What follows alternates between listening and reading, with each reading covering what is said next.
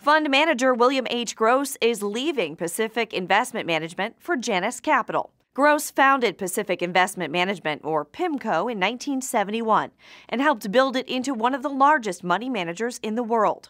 But Guru Focus reports recent months have seen the fund shed nearly $70 billion in assets. And news of Gross's departure, in a quiet press release on Friday, comes after a Wall Street Journal report earlier this week that the SEC is investigating Pimco for possible fund mismanagement. And they've been looking at pricing issues at Pimco, and specifically this one exchange trade fund, ETF. And the issues they've looked at are why it's done so well and whether there's some pricing issues involved or not. Still, Pimco's straits aren't exactly dire. The company oversees nearly $2 trillion in assets, after all.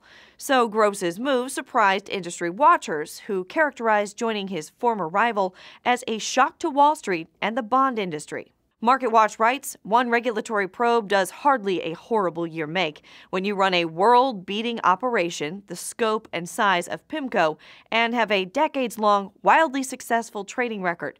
But it seems a theme is developing. According to CNBC, sources said Gross had trouble getting along with other members of the firm. Those sources citing the reason for his firing being because of what was cited as increasingly erratic behavior on his part. But it appears not so erratic that he can't get another job. Gross will head up the global unconstrained bond fund at Janus, where he will take the reins October 6th.